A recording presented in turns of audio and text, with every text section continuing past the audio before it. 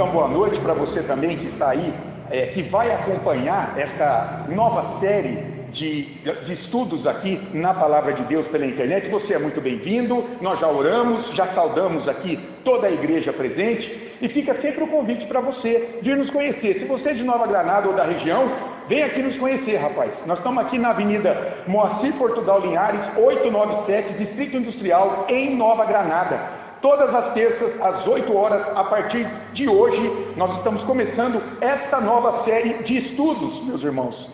Tema dos mais relevantes para todo mundo que é cristão. Veja, todo filho precisa conhecer seus pais, para que ele possa caminhar em obediência, em serviço, em amor diante desse pai. Conosco, com a nossa vida com Deus, tendo Deus como nosso Pai Celestial, não é diferente. Nós precisamos conhecer esse Deus que nós dizemos que adoramos, que confessamos. Então este curso aqui serão pelo menos 20 encontros, olha, 5 meses, vai passar rápido, eu garanto para você. Nós vamos nos aprofundar na pessoa e no ser de Deus, meus irmãos, que maravilhoso. A partir desse livro, tomando este livro como base, pano de fundo. É um clássico, é o livro do J. Packer, O Conhecimento de Deus. Olha lá, para uma maior compreensão de Deus e um relacionamento mais próximo com Ele. Porque eu não tenho a menor dúvida, meus irmãos, se falta hoje noção de vida com Deus, se falta hoje na cultura um secularismo muito grande, quer dizer, pessoas que ignoram totalmente o que é santidade. Por exemplo, o que é santidade de Deus? Vai ter uma aula sobre isso. O que significa Deus ser santo? Como a gente vai entender isso? Como nos portar diante da santidade de Deus? Por que nós vemos hoje práticas que são absurdamente imorais no meio das pessoas? E pasmem, muitos cristãos, talvez nominais, envolvidos nisso. O que leva essas pessoas a se envolverem nisso? Por exemplo, falta da perspectiva de que Deus é santo. O que significa isso? A santidade de Deus na vida prática. Então nós temos que entender quem é Deus, olhando para a pessoa dele, para os atributos, do que ele é feito, quais são as determinações dele para o seu povo, porque Deus se revelou para ser conhecido. Meus irmãos, não tem sentido nenhum Deus haver se revelado na Escritura, haver se revelado na pessoa do Filho dele, se não fosse para que ele fosse compreendido, entendido.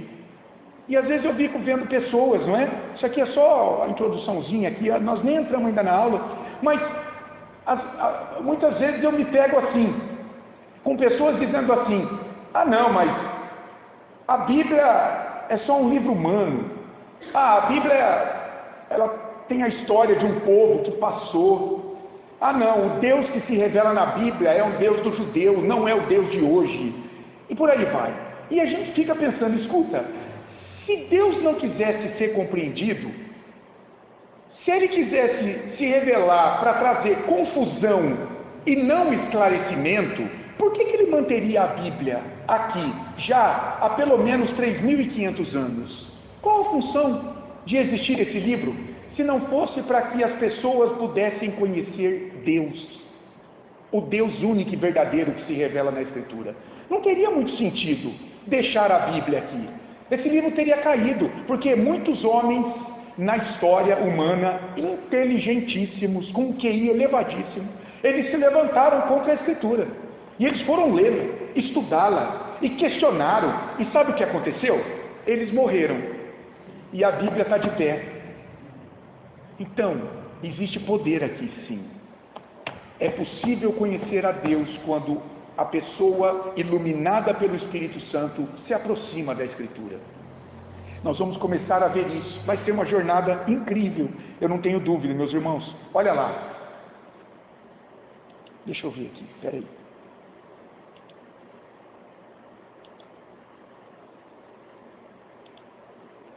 Ops. Espera um pouquinho que aqui travou.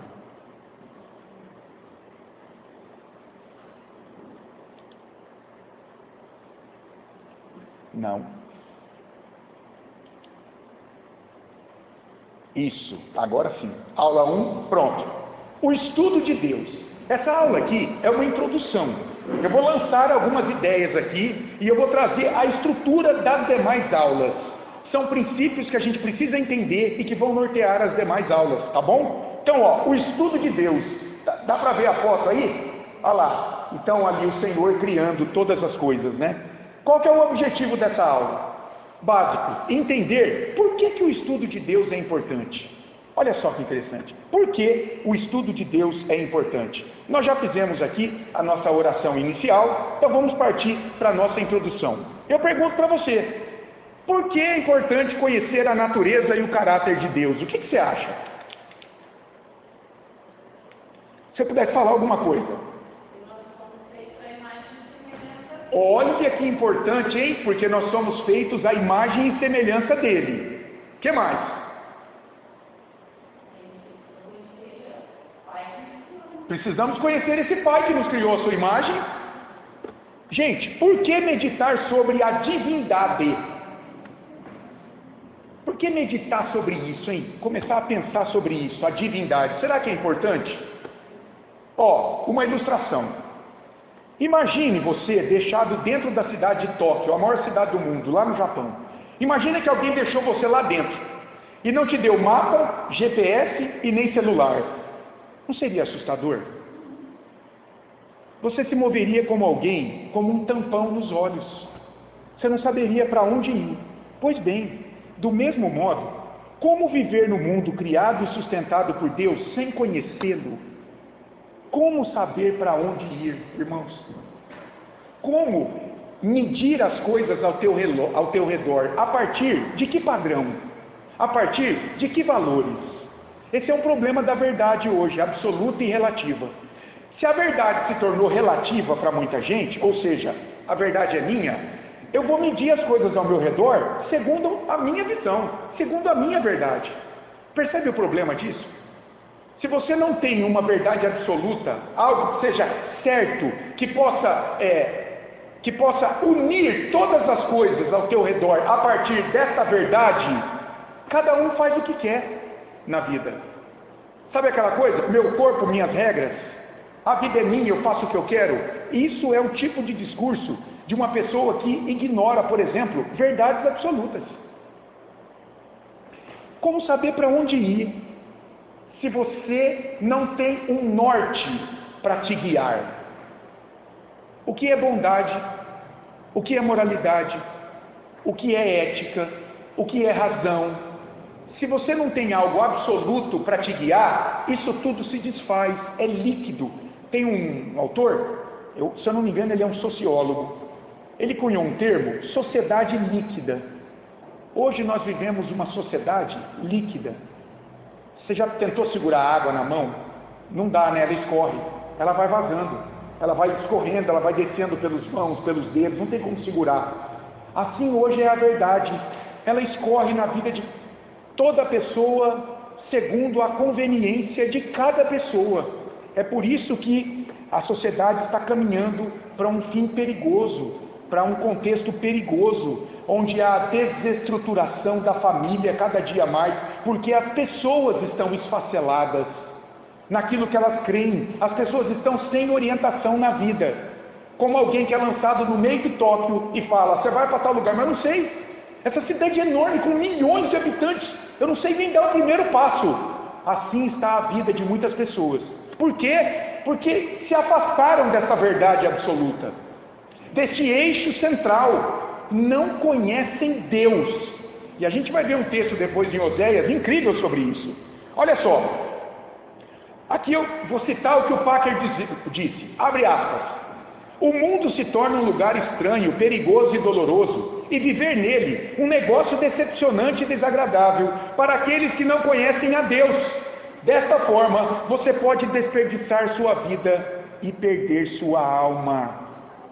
Veja, a pessoa de Deus tem sido desconsiderada nestes tempos contemporâneos, onde cada pessoa tem a sua interpretação de Deus. Pergunta para as pessoas se elas creem em Deus. Elas vão dizer que creem, mas vai vasculhar quem é o Deus que elas creem. Aí vocês vão ficar assustados, porque é um Deus pessoal, é um Deus que elas conceberam, segundo o coração delas, segundo a inclinação. Há pluralidade de deuses na vida humana, e as razões são muitas para isso aí, e as alegações também. Eu trouxe alguns aqui para você. Você quer ver? O que as pessoas dizem hoje? Muitas vezes para não crer em Deus, ou para crer em um Deus que elas conceberam.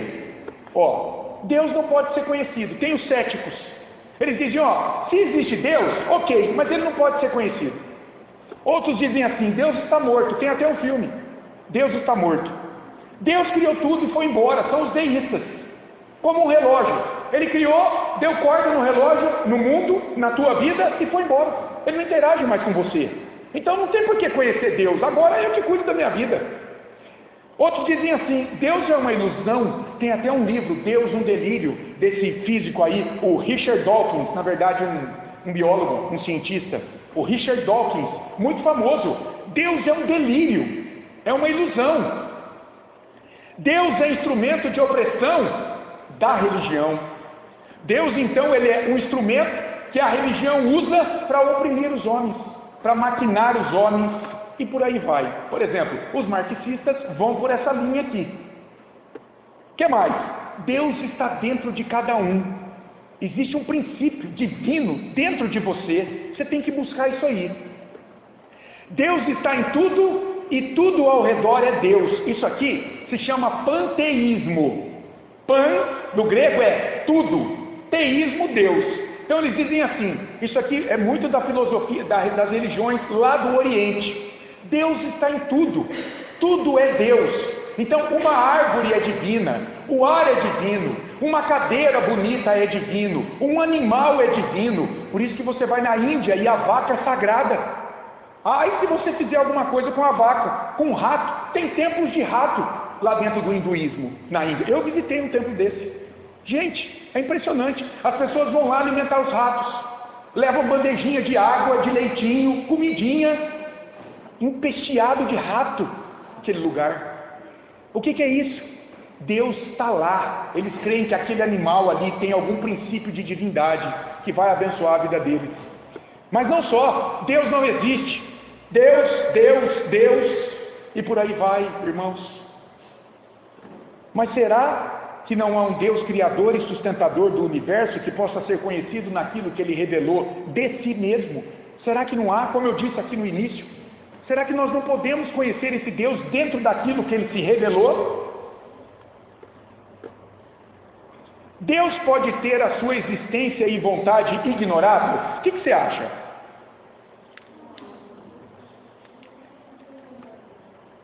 Nós não acabamos de ver quanta gente ignora ele sobre aqueles argumentos?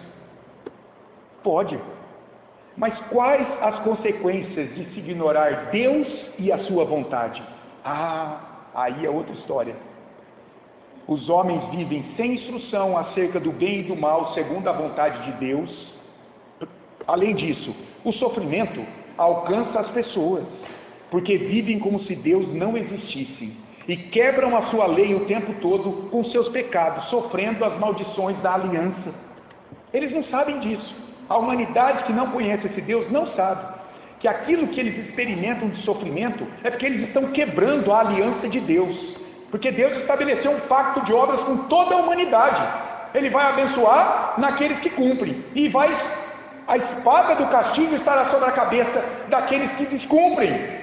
Em Cristo nós somos libertos disso. Cristo cumpriu a lei para a sua igreja, mas os que não estão em Cristo continuam debaixo da condição do pacto das obras de Deus com a humanidade. Quando criou Adão e Eva, qual é a condição? Obediência à lei. E em pecado ninguém pode obedecer. Portanto, quebra a lei, sofre. Olha o que aconteceu nos dias de Oséias, irmãos. Olha, se não era isso que acontecia lá nos dias de Oséias. Lá em Oséias, Joel, capítulo 4, versículos de 1 a 3. Oséias, irmãos, profeta do 8º século, foi enviado para profetizar sobre o cativeiro dos assírios, do reino do norte, que aconteceria ali, daqui a alguns anos, não é? Olha o que a gente lê em Oséias 4, de 1 a 3. Eu vou ler para você, Então, Oséias está falando da corrupção do povo. E por que havia a corrupção do povo? Ouvi a palavra do Senhor, vós, filhos de Israel, porque o Senhor tem uma contenda com os habitantes da terra. Está vendo aí? Deus está irado. com os habitantes da terra. Por quê? Porque nela não há verdade, nem amor, nem conhecimento de Deus. Está vendo o paralelo aí? De Deus com o amor, com a verdade, algo absoluto. Deus está falando: Oséias, vai lá e fala para o meu povo. Eles se afastaram de mim, eles deixaram de me conhecer. Os sacerdotes não estão ensinando a minha lei, quem eu sou para o povo. Então o povo se prostituiu, vai vir o juízo. O que só prevalece então tá, não tem conhecimento de mim. O que acontece? O que só prevalece é perjurar, mentir, matar, furtar e adulterar. E há arrombamentos e homicídios sobre homicídios. Irmãos, isso aqui é um retrato da humanidade. Debaixo do pacto das obras. Sem conhecer a Deus. Eles se entregam a esse tipo de coisa. Por isso a terra está de luto. E todo o que mora nela desfalece. Com os animais do campo e com as aves do céu, e até os peixes do mar perecem.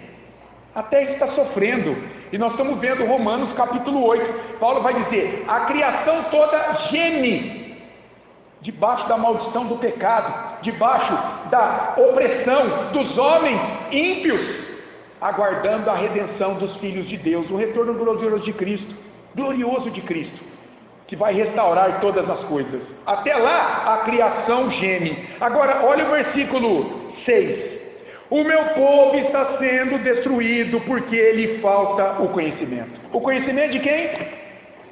De Deus. Já havia falado antes. O meu povo está sendo destruído porque lhe falta o conhecimento. É por isso que eles vão para o exílio. É por isso que os assírios virão sobre o reino do norte, Israel, e destruirá esse reino. E aqui então, depois de visto isso aqui, até esse momento, eu quero fazer o que eu chamei aqui, de um apelo santo. Cuidado com isso, tá? Nós não fazemos apelo, mas isso aqui é uma convocação santa, para você prestar atenção em algo, depois que você já ficou sabendo de tudo isso aqui, que eu falei até agora. O que eu quero dizer a você? Olha só, a despeito de tudo que você ouve, vê e sente, sobre a possibilidade ou não de se conhecer o único e sábio Deus existente, qual é o apelo agora? Feche os ouvidos por um momento, meu irmão, e caminhe comigo aqui nessa jornada do descobrimento de Deus. Talvez, à medida que eu falei isso aqui, até agora, talvez você já começou a pensar num monte de coisa. Você também está aí na internet, está se aproximando da igreja, está se aproximando de um estudo sério da palavra de Deus. Talvez você tenha ouvido muitas coisas, talvez no teu coração tenha sido erigida muitas mentiras, justamente naquele sentido: não é possível conhecer Deus, Deus não se importa mais comigo, é eu que tenho que escrever minha história e cuidar, sou eu que escrevo a minha história, sou eu que cuido da minha vida, depois da morte eu não sei o que vai acontecer, também não quero saber. Talvez você tenha construído muito disso no teu coração. Então, para, respira e vamos caminhar aqui, estudo após estudo, e eu tenho certeza que daqui a pouco o Espírito Santo vai fazer uma reviravolta na tua vida a partir dos estudos, das lições que nós vamos ver aqui sobre quem é Deus. Não dê ouvidos aos clamores daqueles que dizem que Deus não existe, e que se Ele existe, Ele não pode ser conhecido. E anda um pouquinho comigo, tenha paciência, dê uma... sabe o benefício da dúvida? Deus merece o benefício da dúvida. Sabe aquela coisa? Espera aí, eu estou ignorando Deus há tanto tempo, mas e se Ele existir mesmo? Esse é o benefício da dúvida. E se Ele existir? Bom, se eu morrer sem conhecê-lo, eu estou perdido, por exemplo. Aí o J. Packer, ele diz assim, abre aspas: afinal, só é possível provar o pudim se o comer, não é? Você só pode provar, trouxe um bolinho ali, você só vai saber do gosto se você provar. E aquele que estiver seguindo por uma estrada conhecida, imagina, você está caminhando por uma estrada conhecida, não ficará muito preocupado se ouvir de outras pessoas que não estiverem nessa estrada, que aquela estrada não existe, entendeu? Mas por que você vai se preocupar? Você está andando num caminho que você conhece, que existe. Se alguém que não está nesse caminho diz que o caminho não existe, por que você vai se preocupar? Agora traz isso aí para a existência de Deus. Você sabe que Deus existe. Deus tem se manifestado a você em espírito. tem chamado, tem se mostrado a você. Então, não se preocupe não com aqueles que às vezes vão ficar sabendo que você está fazendo um curso para buscar conhecer mais a Deus e vão dar risada de você. Ele não conhece, ele não está na estrada. Então é isso que o J.I. Packer quis dizer aqui com essa ilustração que eu achei bem interessante. Ok? Tudo bem? Princípios para o conhecimento de Deus. Tem 5 princípios que vão reger todas as aulas. É muito importante isso aqui. Esses princípios eles vão nos nortear, vão dirigir o nosso pensamento a respeito do conhecimento de Deus. Eles vão trazer conclusões para o nosso coração. Muito interessante isso aqui. Qual que é o primeiro princípio? É esse aí, ó. Quando alguém quer buscar conhecer esse Deus verdadeiro, você tem que saber o seguinte: Deus tem falado ao homem, e a Bíblia é a sua palavra dada a nós, a fim de nos tornar sábios para conhecê-lo. Parece simples, trivial. Nessa igreja, pela graça de Deus, nós temos pregado a Bíblia a vocês. E domingo de manhã na escola dominical, a gente até viu, não é? Aquela lição. Como é que podemos ouvir a voz de Deus? E nós concluímos ali, é pela Escritura. Então leia alto a Bíblia e você vai ouvir a voz de Deus hoje. E aí a gente escorreu lá, 1 hora de aula. Está lá no canal já do YouTube, para você ver. Então, primeira coisa, Deus fala ao homem pela Escritura. Segundo lugar, Deus é Senhor e Rei sobre o mundo, irmãos. Ele não criou e foi embora, não. Ele governa tudo para a sua própria glória, revelando suas perfeições em tudo que ele faz, a fim de que os homens e anjos possam adorá-lo. Por que Deus criou todas as coisas? Você quer ver uma boa resposta? Tem gente que pergunta assim: escuta, pastor, mas espera aí, Deus sabia que Adão ia pecar, por que ele deixou? Por quê? Por que enviar o filho dele? Quem quer questionar a bondade e a justiça de Deus e os planos de Deus, às vezes vai por esse caminho. Ele não está sendo sincero, ele não quer se converter, mas ele quer questionar para dizer: está vendo por que eu não creio? Eu sou mais racional do que você é bobinho em crer nessas coisas. Irmão, sabe qual é a melhor resposta para isso? Deus fez tudo para a sua própria glória. Ele não é Deus? Ele não pode determinar que as coisas sejam assim para a sua própria glória? Por que um crente sofre?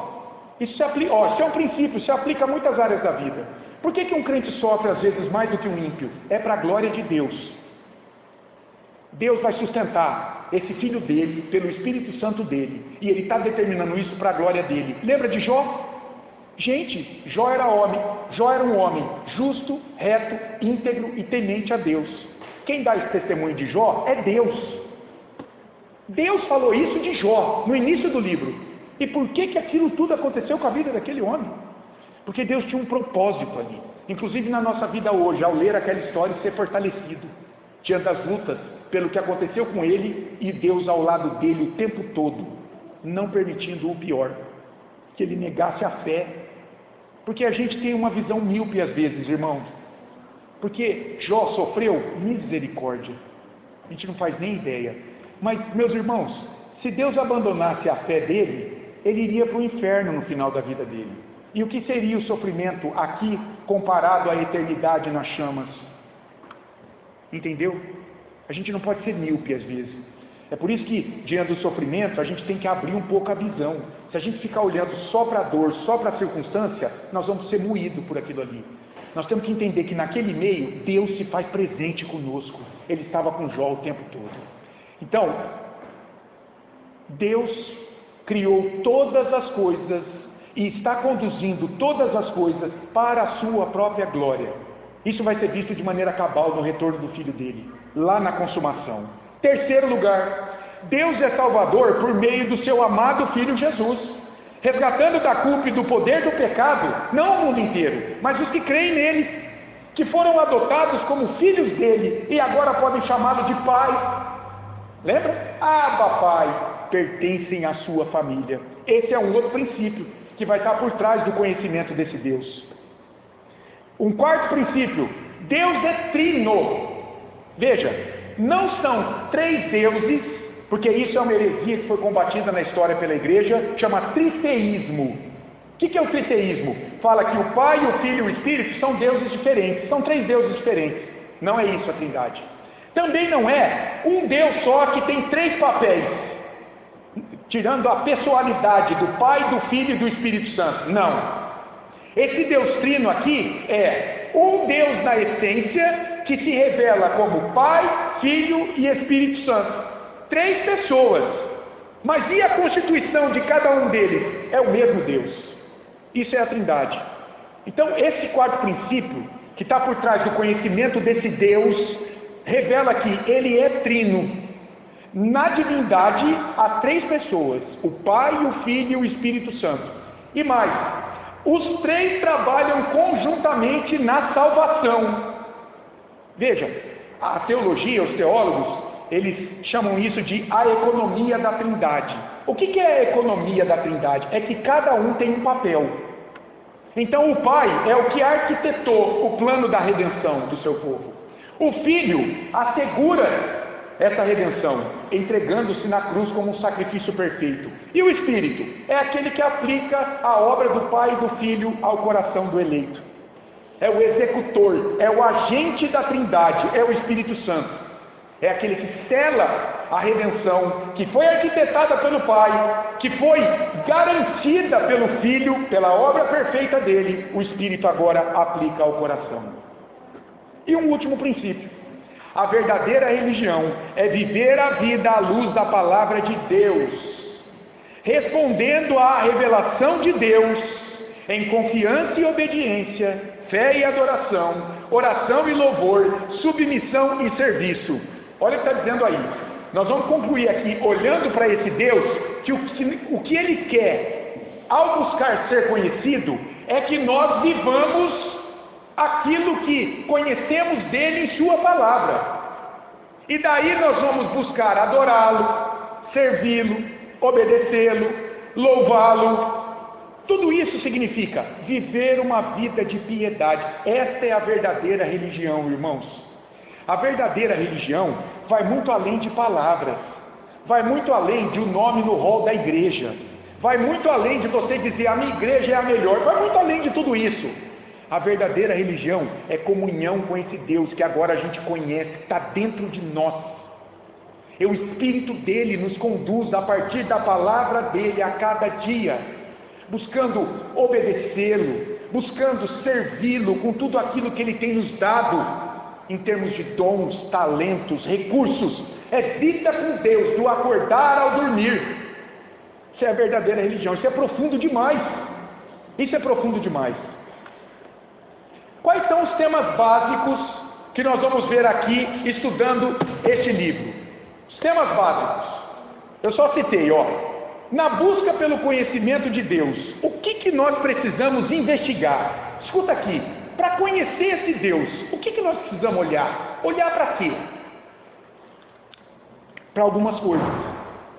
Olha que interessante. Primeiro, para as qualidades divinas desse Deus, os seus atributos. Isso separa esse Deus das suas criaturas. Portanto, olha só, nós não cremos que uma árvore tem Deus, que um animal é divino. Por quê? Porque Deus que criou isso é transcendente. Ele está acima disso. Ele não se mistura com isso. Deus, ele está em outra categoria das suas criaturas. Sejam os anjos, sejam os homens, seja a criação em geral. Isso tem uma categoria dentro da criação.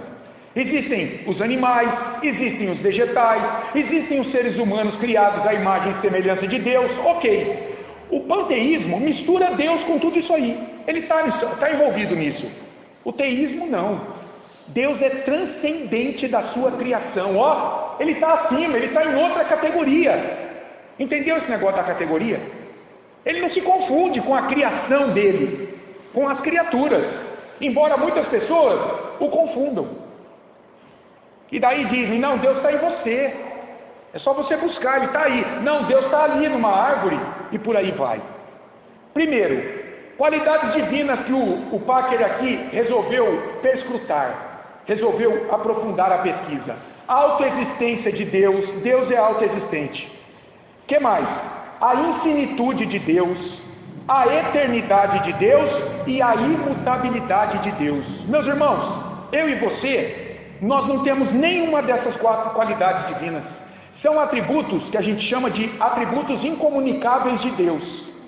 Tem atributos que Ele nos comunicou por nós sermos imagem dEle.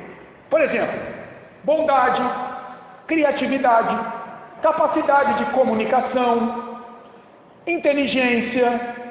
São atributos que Ele tem e que nós temos também por sermos imagem dEle. Agora, esses aqui nós não temos. Nós somos criados, a gente não é autoexistente como é Deus. Nós somos finitos, Deus é infinito. Ele vem da eternidade e nós fomos criados no tempo. E Ele é imutável em seu ser. E nós mudamos rapidinho. Palavras, pensamentos e tudo mais. Primeira coisa que a gente precisa olhar para esse Deus são essas qualidades divinas. Mas não só. Nós temos que olhar os poderes de Deus, irmãos. Deus Deus não está, Ele não está, como eu já disse, aliado à sua criação, sujeito a ela. Hoje, em muitos lugares, Deus é um servo do homem. Deus é tratado como alguém numa relação de consumo. Então, Senhor, eu estou aqui porque minha vida está boa, porque o Senhor está me ajudando, hein? Se o Senhor der uma vacilada, eu vou embora. Trata Deus como um produto. Você usa por um tempo, numa relação de utilitarismo. Se Ele é útil, eu estou conhecendo e estou servindo. Quando Ele não é mais útil, eu deixo Ele de lado. Irmãos, isso não é Deus. Deus é onipotente, onisciente e Ele é onipresente também. Ele tem todo o poder, Ele conhece a história do começo ao fim. E Ele está presente em todo lugar ao mesmo tempo. Imagina, durante um tempo, a imagem da onipresença de Deus para mim era assim, o pé de Deus está no Japão e o outro pé está no Brasil. A mão de Deus está em Marte e a outra mão está segurando o Sol. Não, irmãos, isso não é a visão da onipresença de Deus. Deus está inteiro o tempo todo, em todo lugar. Você consegue entender isso? Se Deus tivesse 1 milhão de pés, esse 1 milhão de pés estaria preenchendo todo lugar ao mesmo tempo. Isso é grandioso demais. Isso é onipresença. Deus está inteiro, em cada partícula do átomo, em todo o universo que Ele criou. A gente vai estudar isso aqui. A gente vai ficar de boca aberta quando estudarmos isso. Mas ainda, nós precisamos meditar para conhecer esse Deus nas perfeições de Deus, aspecto de seu caráter moral manifestado nas suas palavras e obras. Nós vamos ver aqui, sua santidade, seu amor e misericórdia, sua verdade, sua fidelidade, sua bondade, sua paciência, sua justiça. A gente olha para todos essas perfeições, esses atributos aqui, morais, e talvez a gente lance um olhar a partir da nossa visão humana sobre isso. Deus não é humano, irmãos. Ele está numa outra categoria. Lembra do princípio que vai nortear? Isso aqui, é elevado no ápice. Cada perfeição dessa que foi vista na pessoa de Jesus. Jesus viveu isso aqui nos seus dias. Por isso que Ele não teve pecado. Nós não podemos atingir nenhuma dessas perfeições aqui, embora nós tenhamos muitas delas. Nós temos elas, né? Foram atributos que Deus comunicou a nós. Veja, santidade, amor, misericórdia, verdade, fidelidade, bondade, paciência, justiça. Nós temos em algum grau, mas não de maneira plena, perfeita. Deus é pleno nisso aqui. Jesus Cristo foi pleno nisso aqui. Isso também escapa da nossa capacidade de compreensão. Ainda, o que nós precisamos olhar para conhecer a Deus, irmãos? Acabou, né? Não, ainda não. E tem muito mais ainda, porque o Padre também é pecador. Ele foi até onde o coração dele conseguiu ir. Nós precisamos ver o que agrada a esse Deus, o que ofende esse Deus, o que desperta a ira desse Deus, o que lhe traz satisfação e alegria. Nós vamos ver tudo isso nessa jornada aqui, buscando conhecer esse Deus, irmãos. Então, quem é Deus? Quem é Deus? Descobrir Deus em seus atributos, em sua transcendência, seus poderes, suas perfeições, suas obras, sua moralidade, é desvendar quem é Deus, pelo menos dentro daquilo que Ele permitiu que conhecêssemos. Porque Deus é muito maior do que Ele revelou aqui, irmãos. Ele é muito maior. E eu lembrei agora, vou contar para vocês. Eu vi um filme uma vez, que a pessoa era obcecada para encontrar um extraterrestre. É isso. O americano gosta muito de explorar esse tema, né? Da ufologia. Eles gostam disso. E esse rapaz, ele queria encontrar um extraterrestre. E ele construiu equipamentos, ele buscou, ele tentou ondas de rádio. E um dia, é o filme, tá, irmãos? Ficção, mas só para você entender o que aconteceu. Não é que ele estava lá na fazenda dele, ele viu uma luz brilhando no meio do canavial, ele foi lá, um extraterrestre havia descido. Estava lá, esperando ele.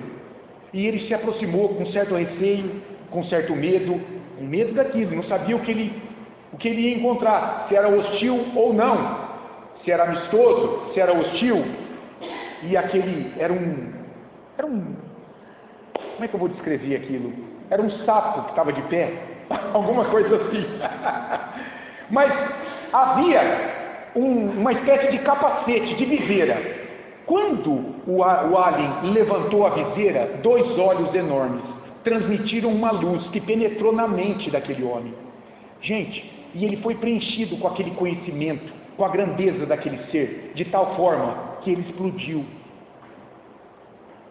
Ele foi incapaz de perceber, ele foi incapaz de conseguir assimilar todo o conhecimento que havia na mente daquele ser extraterrestre.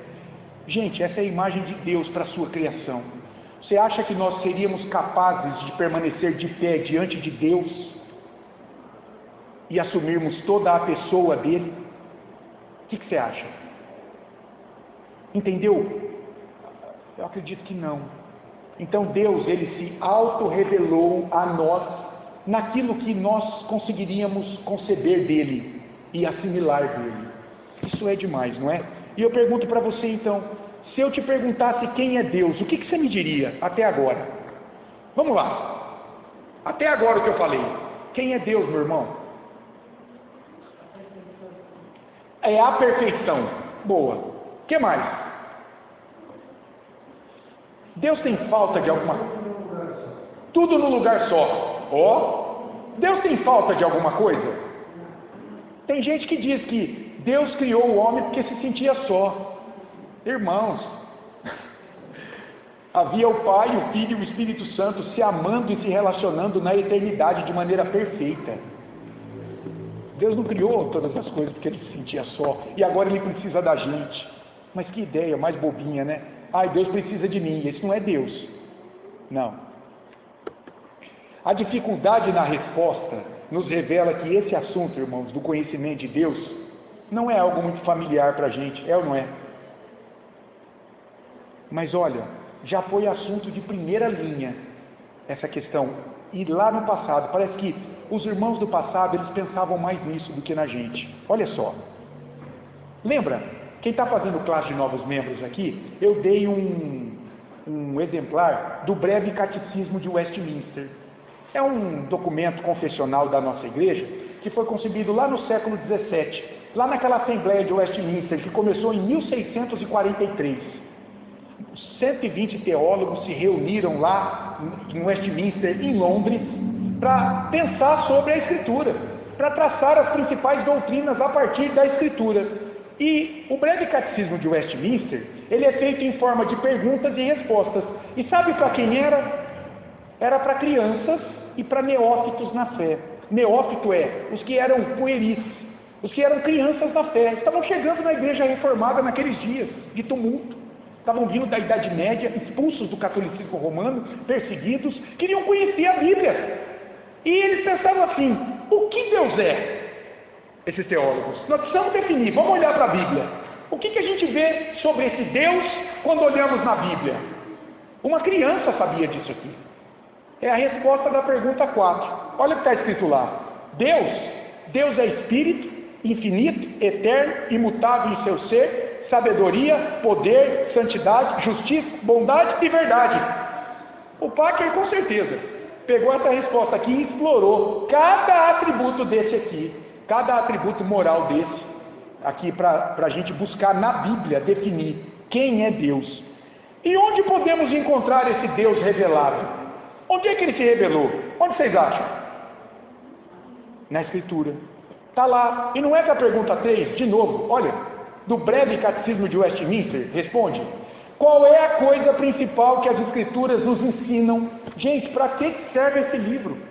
Que a maioria da humanidade desconhece. A coisa principal que as Escrituras nos ensinam é que o homem deve crer a respeito de Deus. Ela revela Deus, bem como o dever que Deus requer do homem: gratidão pela salvação, obediência, serviço, resposta de adoração. A coisa principal que as Escrituras nos ensinam é o que o homem deve crer a respeito de Deus.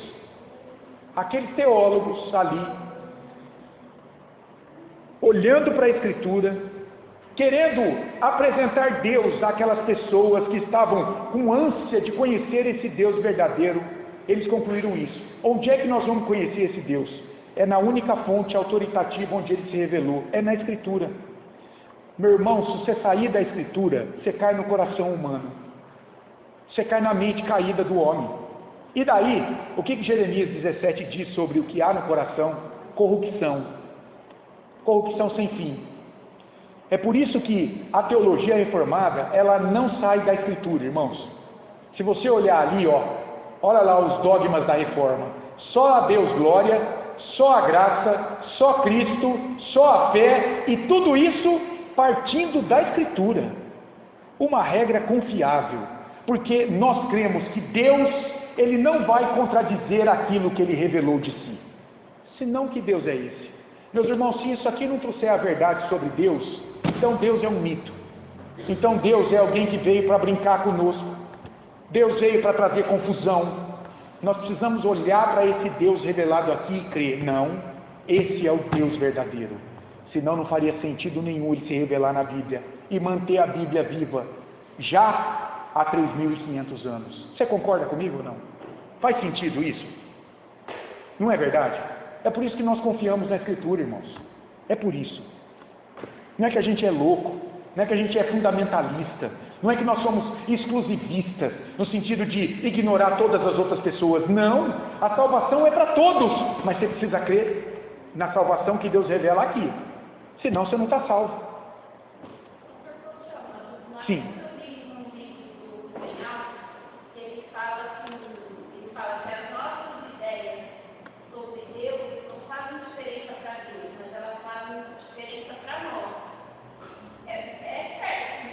Isso.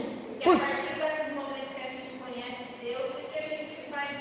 Isso, exatamente. E outra coisa, viu, Camila? Gente, é aquela coisa: Deus existe. Se você crê ou não, ele existe. Deus, a única forma de Deus salvar o pecador é pela fé em Cristo. Se você acredita ou não, para Deus não faz diferença, mas para você faz, é o que ele falou. Entenderam? Se você morrer assim, você está condenado. Para Deus, de jeito nenhum. Porque isso a gente vai ficar cada vez mais convicto disso, Camila, à medida que nós passarmos a conhecer Deus. Gente, Deus é o suprassumo. Não cabe na nossa mente. Não cabe.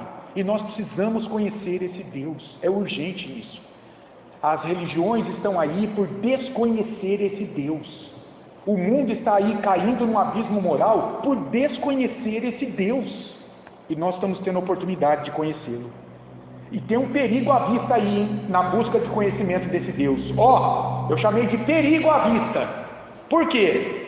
Buscar conhecer a Deus revelado na Escritura tem qual motivação para você? Eu quero perguntar o seguinte: o que você pretende fazer com o conhecimento que você vai obter de Deus nesse curso? Você vai fazer o que com esse conhecimento? Temos que pensar aqui. Adorá-lo mais. É a regra de fé e prática.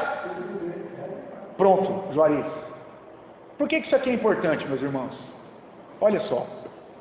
Cuidado para não tomar o conhecimento teológico de Deus aqui como um fim em si mesmo. Eu só quero ter respostas, conhecer a Deus. Sabe por quê? Isso vai te conduzir ao orgulho espiritual. Por exemplo, você passará a olhar com desdém para aqueles cujas ideias teológicas possam parecer agora inadequadas sobre Deus, e você vai rejeitar essas pessoas, você vai se considerar muito superior a essas pessoas, você vai olhar assim, coitado, é um indivíduo pobre espiritualmente, não sabe nada, infeliz. Não é para isso que nós estamos fazendo esse curso, meus irmãos. Não é para isso. Os pretensiosos coríntios ouviram de Paulo o seguinte: Coríntio é uma igreja que deu trabalho para Paulo, irmãos. Os estudiosos dizem, alguns, que foi a igreja que mais deu trabalho para esse homem. Pode ver as cartas dele, como ele tem que puxar a orelha desses irmãos em amor. Em amor, eles os amavam. Tinha gente crente ali, santa, mas que por não conhecer a Deus, vivia como criança.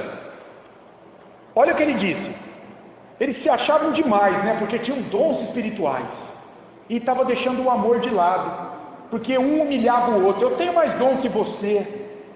Olha o que ele disse: o saber ensoberbece, traz muito orgulho. Cuidado com isso. Se alguém julga saber alguma coisa, com efeito, não aprendeu ainda como convém saber. Como é que convém saber diante desse Deus? Que eu não sei nada. Essa é uma boa postura. Senhor, tem misericórdia de mim. Lembra o publicano e o fariseu no templo? Chegou lá o fariseu, cheio de saber da lei de Moisés. Deus, obrigado, porque eu não sou como esse aí, dou o dízimo tantas vezes por semana, faço jejum, oração, não sou como esse maldito não, que não te conhece.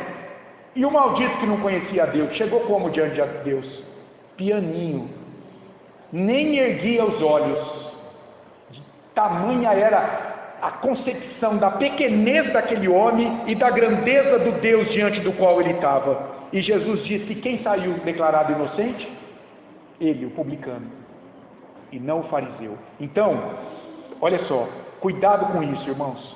Não faça do conhecimento teológico de Deus que você vai aprender um fim em si mesmo, uma busca por todas as respostas para você se sentir melhor do que outros que não possuem essas respostas, porque isso vai conduzir a tua mente e o teu coração a um estado de autossatisfação, de orgulho espiritual. Isso não vai te fazer bem. Isso não vai te fazer bem. Claro, busque o conhecimento teológico sobre quem é Deus, porque não pode haver saúde espiritual sem o conhecimento doutrinário. Não.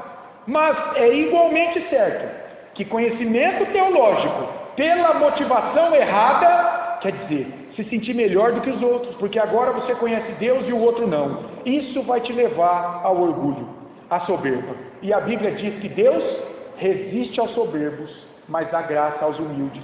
Tiago 4:6. Entendeu isso? Entendeu isso? Cuidado com a motivação que te faz buscar conhecer a Deus. Como disse a nossa irmã, busque conhecer a Deus para que agora você o adore ainda mais, de maneira mais correta ainda na tua vida, e leve esse conhecimento para aqueles que não conhecem Deus. Amor por conhecer a verdade revelada por Deus na Escritura, é algo natural para quem nasceu de novo. O Espírito Santo está em você. Ele vai te levar a querer conhecer esse Deus cada vez mais. Por exemplo, você quer ver? Olha o que diz o salmista no Salmo 119, apenas alguns versículos. Olha só, ele está meditando sobre a lei de Deus, que revela Deus. A lei revela o caráter, o ser de Deus. E olha o que ele diz aqui, Salmo 119:12. Bendito és tu, Senhor, ensina-me os teus preceitos. Gente, é como se ele dissesse assim: eu quero conhecê-lo, porque os preceitos de Deus revelam quem é Deus. Então quando ele diz assim, ensina-me os teus preceitos, eu quero conhecê-lo. Agora olha o versículo 18: desvenda os meus olhos para que eu contemple as maravilhas da tua lei, para que eu te conheça, ó Deus, na tua lei. Abre os meus olhos, o meu entendimento. Versículo 97 agora, vai lá para o 97. Quanto amo a tua lei, é a minha meditação todo dia. Ó Senhor, eu quero amá-lo mais a cada dia. Me ensina a te conhecer. Olha o versículo 103. Quão doces são as tuas palavras ao meu paladar, mais que o mel à minha boca. Ó Deus, eu quero te conhecer. Da mesma forma que é gostoso provar o mel, eu também quero provar do conhecimento do Senhor na minha vida. E o 125, por fim. Sou teu servo, dá-me entendimento para que eu conheça os teus testemunhos. Deus, eu quero servir ao Senhor, portanto, se revela a mim, deixa eu te conhecer na tua lei. Você entendeu que coisa linda o salmista está pedindo? Portanto, olhando para isso, o cristão anseia em conhecer mais seu Pai Celestial e sua palavra. Tudo bem? Claro. Agora, irmãos, para que o salmista queria conhecer assim Deus? Por quê? Para obedecê-lo e servi-lo. E sabe onde a gente vê isso? Por exemplo, volta lá no começo, Salmo 119. Olha os primeiros 5 versículos que vão dar o tom de todo o Salmo. Olha o que ele diz aí. Bem-aventurados os irrepreensíveis no seu caminho, que andam na lei do Senhor. Bem-aventurados os que guardam as suas prescrições e o buscam de todo o coração. Não praticam iniquidade e andam nos seus caminhos, nos caminhos de Deus.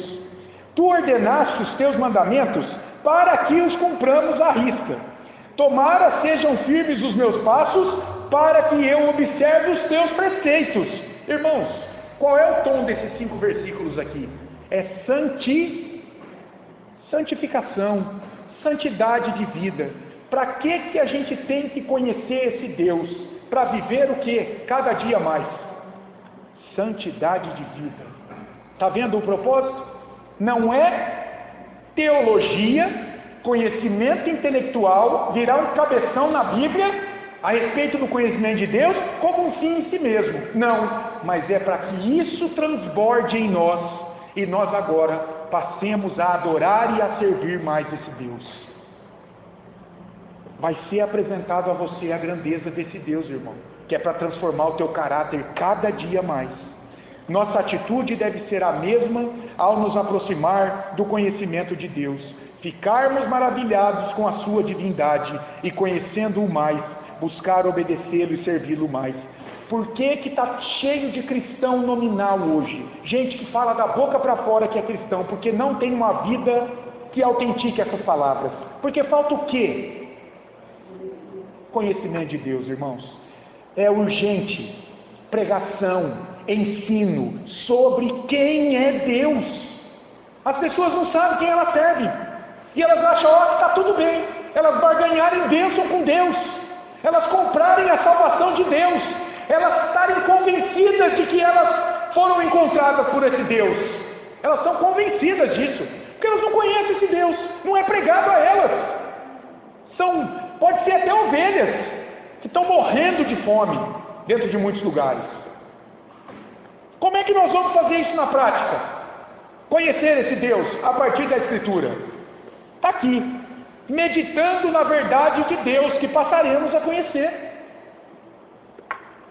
O Jay Adams não, eu vou falar Jay Adams aqui, eu vou confundir, porque eu gosto muito do Jay Adams, que é um apologista cristão, mas nós não vamos estudar o Jay Adams, é o Jay Packer, tá bom? Se eu falar Jay Adams, me perdoe, é o Jay Packer. Olha só o que o Packer diz. Meditar, o que é meditar? Nós já vimos isso aqui também domingo de manhã. Se você não está vindo domingo de manhã, você está perdendo. A gente já estudou sobre meditar. Meditar é a atividade de... Se você não está vindo e não vendo as aulas, né, irmãos? Claro, tem pessoas que não podem vir, mas está lá no canal a aula para você ver depois, tá bom? Lá você vai ver sobre meditação.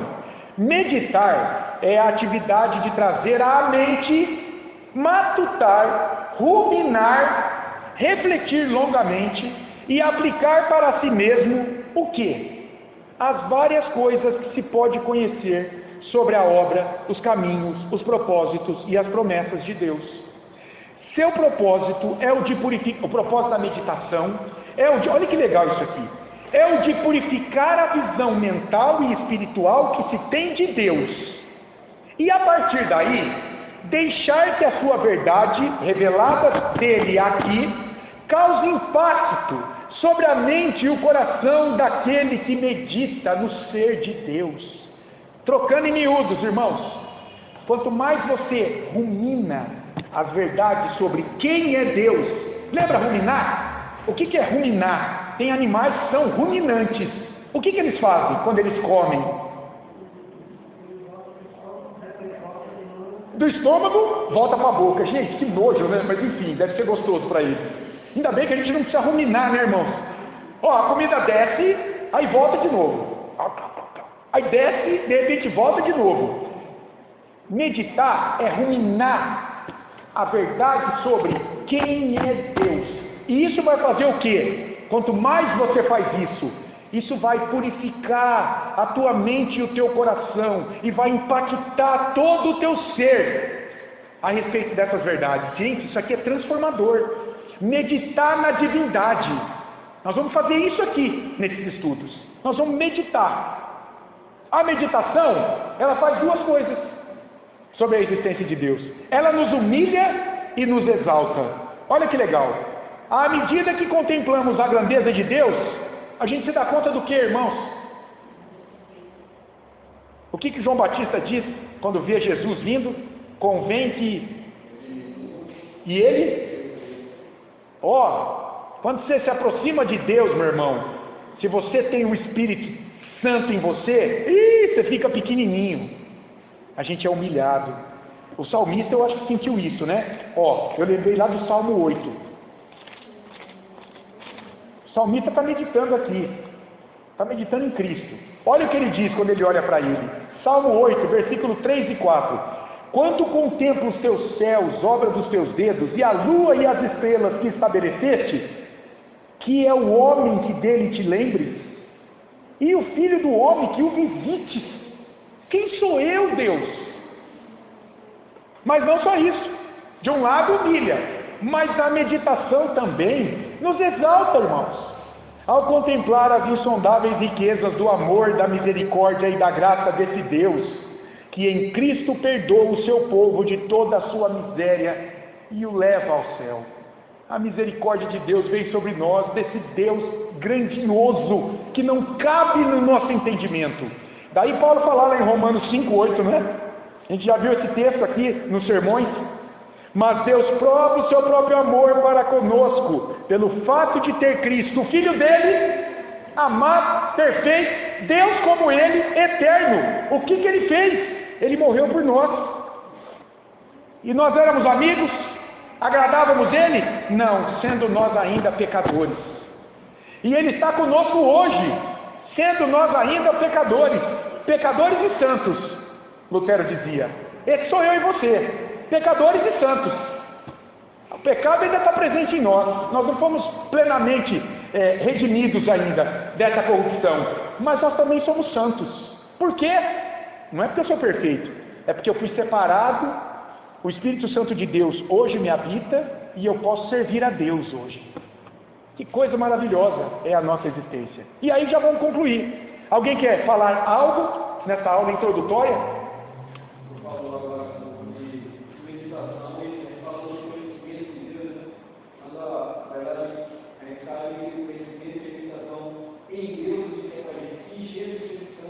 Para reconhecer a grandeza de Deus, mas contrapartida a essa meditação para o mundo aí, para esvaziar a mente. Isso, olha que legal. Oficina do diabo. Muito que ironia, hein, Leandro? O Leandro disse o seguinte: a gente medita na Escritura que a gente está cheio do Espírito Santo, e ele nos leva a meditar na Escritura e encher o nosso ser com ela, para que a gente conheça esse Deus. Enquanto que muitos vieses da filosofia humanista e de muitas religiões sincréticas, que juntam muitas práticas na mesma coisa para adorar um Deus que eles tecem ali, vai dizer assim: não, para você se conhecer, você tem que esvaziar o seu ser, esvaziar a sua mente. Então é aquela meditação onde você senta debaixo de uma árvore e fica ali, suando, vem ali a formiga, fica te picando e você não pode se mexer. E você está ali, já deu câimbra, você está travado, você tem que ficar ali. É uma espécie de ascetismo. Ascetismo é é uma prática que visa a purificação espiritual por meio da privação de prazeres carnais. Os monges budistas fazem isso. Os monges na Idade Média faziam isso nos mosteiros. Então você vai se privando de coisas para que você vá se purificando espiritualmente. Você vai para o yoga, faz lá determinados exercícios, se contorce todo, põe o dedão dentro da orelha, põe o polegar do outro lado e fica ali 25 minutos parado. Não pode nem piscar o olho, não pode suar, não pode mexer o cabelo. Eu tenho vantagem nessa prática, né? E tá ali, ó, você fica ali. Para quê? Para purificar o espírito. Irmãos do céu, que Deus é esse que as pessoas concebem numa prática dessa? Seu próprio umbigo. O Deus que ela concebeu para ela. Está cheio disso, né, Leandro?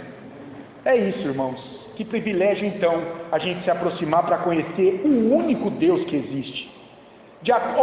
Spurgeon, Charles Haddon Spurgeon, foi um pastor batista que viveu no século XVIII na Inglaterra. Perdão, século XIX. De acordo com Spurgeon, ele tinha 20 anos, gente, quando ele falou isso aqui, ó. A contemplação da divindade afeta extraordinariamente a mente de uma pessoa, impactando a sua vida. Meus irmãos, vocês não vão terminar essa série de estudo da mesma forma que vocês começaram. Guarda isso no coração. Aqueles que empenharem a presença vão ser transformados. Olha o que ele disse, olha aqui. Existe, ao contemplar Cristo, um bálsamo para cada ferida. Ao refletir sobre o Pai, há o fim de toda tristeza. Você quer cessar seu pesar, suas preocupações? Então vá e mergulhe no mais profundo mar da divindade. Perca-se em sua imensidão e você sairá como de um sofá de descanso, revigorado e fortalecido. Que coisa maravilhosa. Ele tinha 20 anos. Foi o início de um sermão numa manhã, numa noite, ou numa manhã, não lembro. Numa manhã ou numa noite que ele estava pregando, foi o início do sermão dele. Ele convocou a assembleia para meditar no ser de Deus naquele sermão. E ele começou assim. Por que o estudo de Deus é importante, então? Entender que Deus não é uma ideia abstrata, uma força impessoal, mas uma pessoa espiritual eterna, que quer ser conhecido pelo seu povo para caminhar com ele e abençoá-lo. Mas não só isso. Revelar que ele é Deus e nós, criaturas dele, irmãos. Quanta gente querendo mandar em Deus hoje, querendo que Deus sirva aos sonhos, aos caprichos da pessoa. Desvendar a grandeza de Deus humilha a razão humana, ao mesmo tempo em que exalta o seu povo por pertencer a Ele. Ah, meus irmãos, você já pensou o que é? É isso que Deus sempre quis mostrar para o povo dele na antiga aliança. Vocês estão dizendo que eu não amo vocês? Eu escolhi vocês de todos os povos da terra. Lembra Malaquias capítulo 1?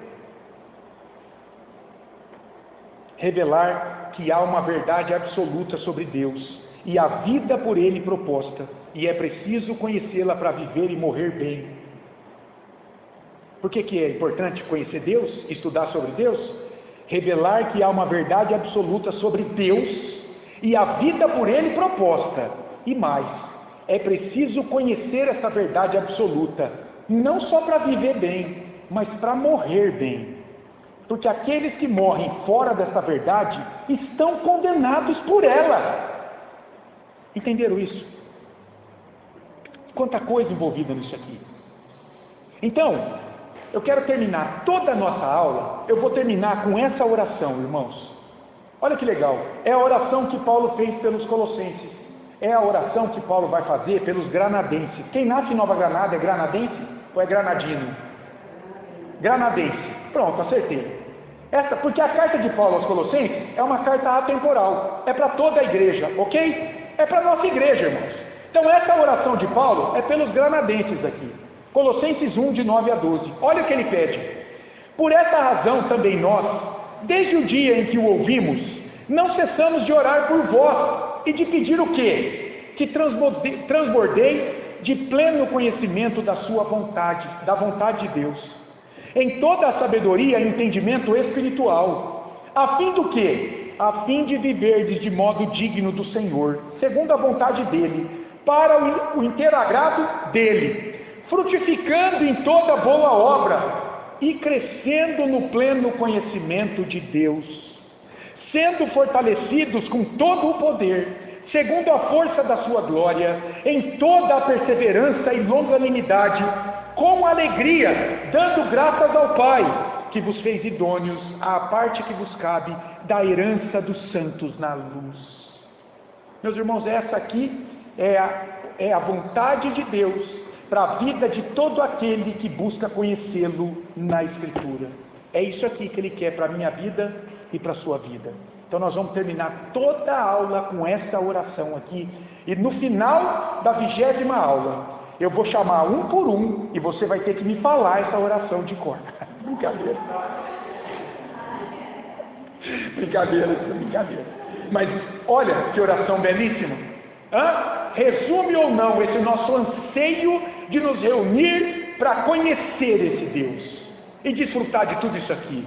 Ó Senhor, que essa oração possa ser vista na nossa vida, em nome de Jesus, cada dia mais. Você vai viver, confiando nesse Deus, seguro nas mãos dele. Amém?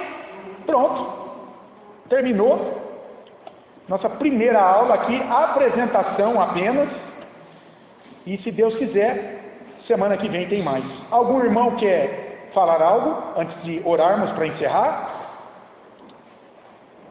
Vamos lá?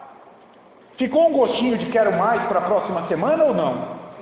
Ficou, graças a Deus. Vamos orar então para encerrar esse momento? Eu vou pedir para o nosso irmão Alaídes. Alaídes, ora aqui, meu irmão, por gentileza.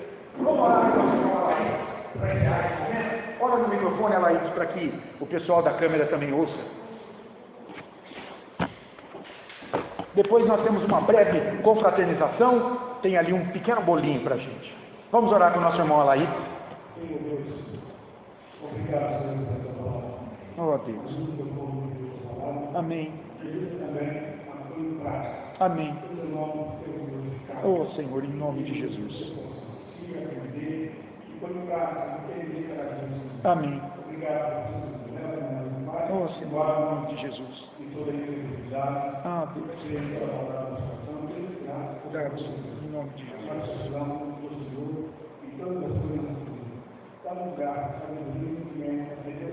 Amém. Amém. Amém.